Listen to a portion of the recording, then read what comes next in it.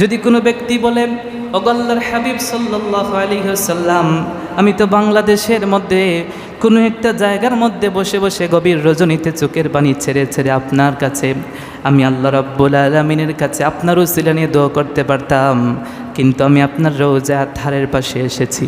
রাসূল গো, আমি জীবনের উপর জুলুম করেছি, গোটা জীবন গুনাহ করে ফেলেছি গো রাসূল।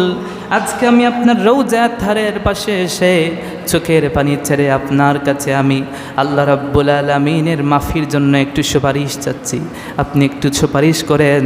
আল্লাহ তো বলেছেন আপনি যদি সুপারিশ করেন, আল্লাহ বলেন নাই ইন্নাহু কানা তাওয়াবা, আল্লাহ বলেছেন লাওয়াজাদুল্লাহ তাওয়াবার রাহিমা। আপনি যদি একটা বার সুপারিশ করেন, আল্লাহ রাব্বুল আলামিন কখনো দোয়া ফিরিয়ে দিবেন না। সুবহানাল্লাহ। আমাদের ভাইয়েরা তারা মানুষকে রোজায় যেতে দেয় না, বলে এটা হজের অংশ না। কিন্তু মনে রাখতে হবে, হজ করার জায়গা, হজ হয় মক্কায়।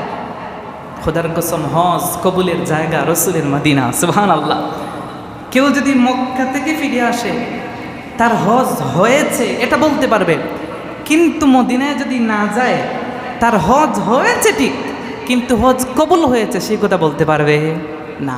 কারণ হজ করার জায়গা মক্কা, হজ্জের প্রত্যেকটা রুকন মক্কায়, কিন্তু এই হজটা গ্রান্ট করাতে হলে যেতে হবে কোথায়? মদিনায়।